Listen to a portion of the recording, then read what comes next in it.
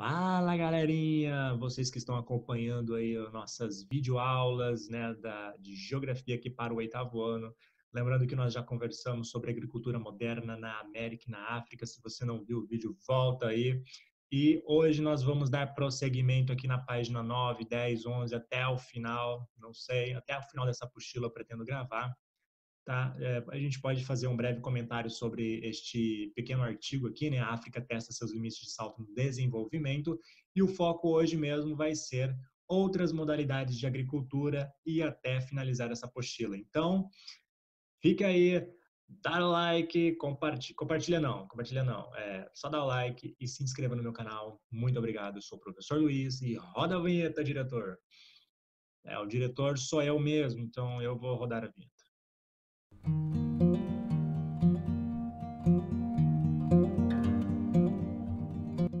Então, pessoal, sem enrolação, a gente vinha conversando aí a respeito dessa agricultura moderna, né? Eu comentei com vocês sobre as práticas, elas estão cheia de tecnologia envolvida, né? Essas tecnologias, você já sabe o nome, né? São os implementos agrícolas. O que são os implementos? São os tratores, os maquinários, de modo geral, né? É toda a tecnologia para a produção.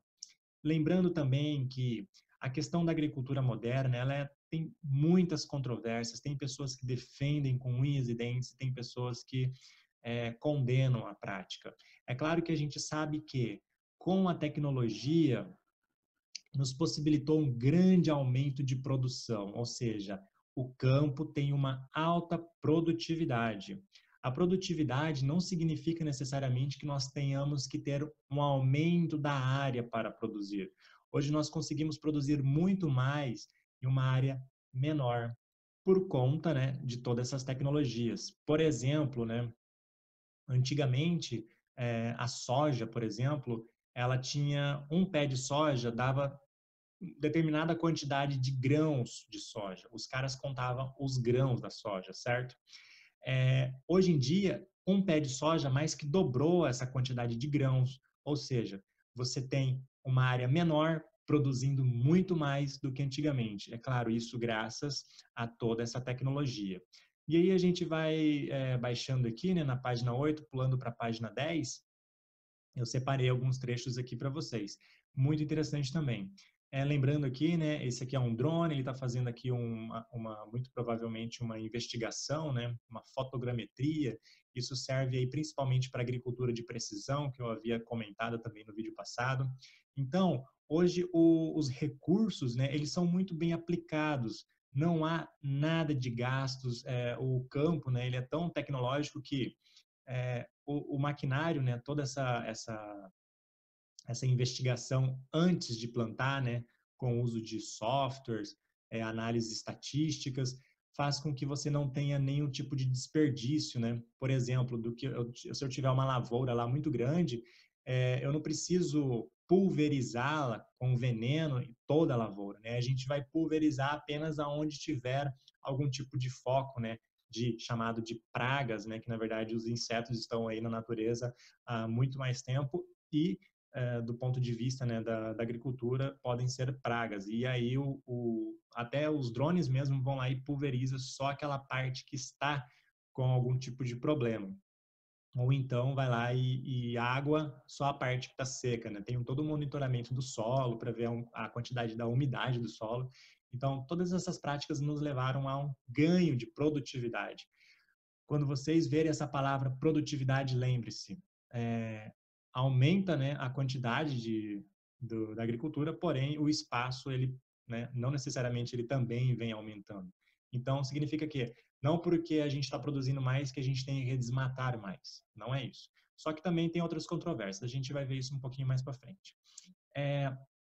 Uma outra questão também muito importante para a chegada desses implementos agrícolas no Brasil, na América Latina, na Ásia e posteriormente na África, foi por conta lembrando, né, nas décadas passadas, o mundo inteiro estava em guerra. Né? Você pensa guerra, as pessoas estão preocupadas em produzir armamento, né, indústria bélica, preocupadas em sobreviver. Então, neste período, a grande parte do mundo em si, dos lugares que estavam em guerra, eles estavam mais focados na produção da guerra em si do que na produção de alimento. Isso fez com que agravasse a fome em muitas áreas do planeta e de alguma forma a gente teria que acabar com isso, né? Porque não era aceitável, não é aceitável, obviamente, quando você fica sabendo que alguma região do mundo tem gente passando fome, morrendo literalmente por falta de comida. Então, toda essa discussão, né, de melhoramento genético, de implementação agrícola, vem em face para a eliminação, né, para resolver este problema, né, de falta de alimento no mundo. E esse período ficou conhecido aí como Revolução Verde, tá? Essa palavra aqui, ó, Revolução Verde.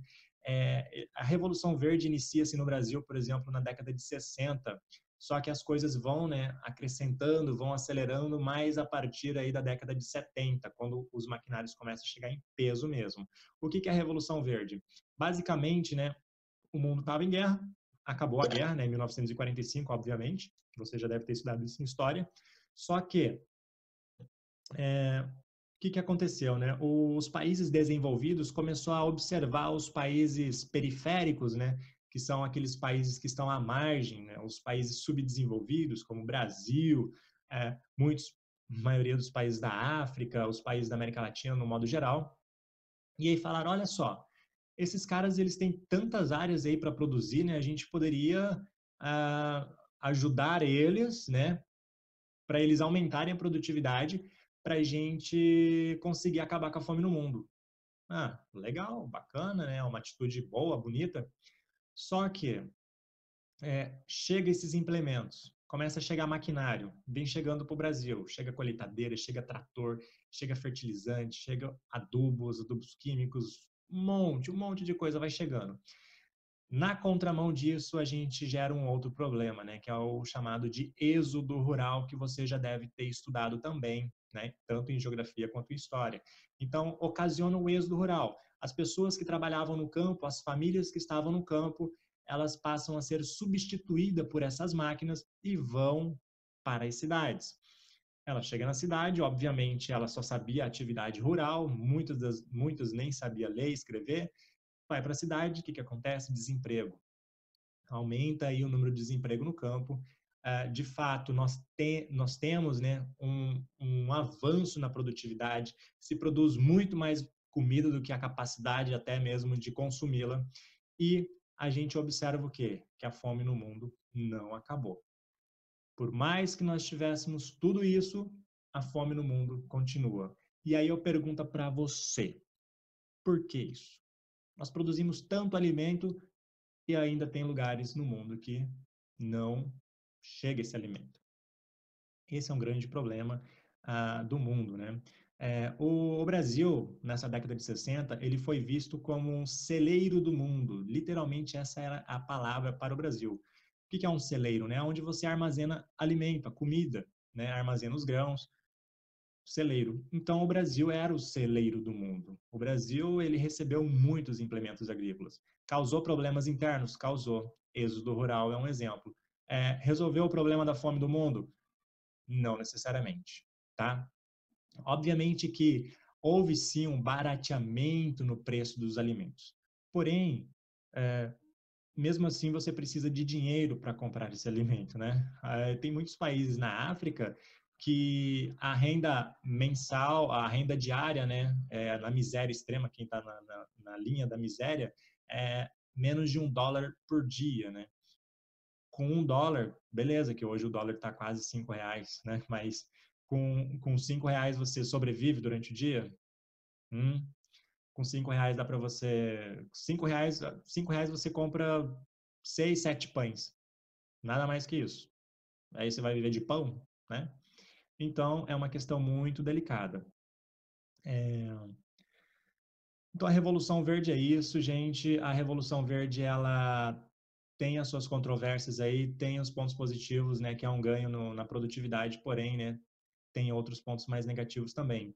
Por exemplo, né, os processos utilizados, né, nessa agricultura moderna, eles são muito pontuais, padronizados, as técnicas são padronizadas, então você deixa de utilizar aquelas técnicas tradicionais. Obviamente, se você deixa de utilizar as técnicas tradicionais, isso vai morrendo, né, com o tempo e vai deixando, vai caindo no esquecimento. Muito das sementes, né, que nós chamamos de sementes crioulas, né, que são aquelas sementes naturais, as sementes que não tem nenhum processo químico, elas deixaram de existir, foram sumindo. Hoje em dia, quem mantém essas sementes crioulas são indígenas, grupos quilombolas, esses povos das florestas, eles ainda às vezes têm algum tipo de semente ali que não foi modificada geneticamente nem nada, e é uma semente natural, e a comida que é produzida a partir disso é a comida orgânica, né, extremamente natural. Só que cada vez mais raro e mais difícil de existir. A maior parte das sementes já vem já geneticamente modificada e isso já entra em toda a cadeia produtiva. Então, tem um aumento da produtividade, né? Necessidade de desmatar mais áreas, não necessariamente, mas tem um grande problema como, por exemplo, o esgotamento do solo, porque eles ficam reutilizando o mesmo solo, e sempre adubando e adubando, e isso causa diversos tipos de impacto ambiental com relação ao solo. Um solo escasso, dependendo do tipo de problema que aquele solo tiver, ele é irrecuperável. Não tem como recuperar, pelo menos com tudo que nós temos hoje de modernidade, alguns tipos de solo chegam ao ponto de ser irrecuperável, tá? Outra questão, excesso de produtos químicos, né? A tendência de concentração de terras, que nós chamamos aí de latifúndios, e aumento da desigualdade no campo, ou seja, você tem muitas pessoas sem terra e pouquíssimas pessoas com muita terra, né? Isso causa um grande desarranjo aí na configuração espacial de qualquer país, tá? E também, né, as leis, né, as legislações que proíbem alguns tipos de determinadas práticas, né, seja tradicionais ou não, mas tenta regulamentar. Então é isso, próximo vídeo a gente continua aqui, muito obrigado e tchau!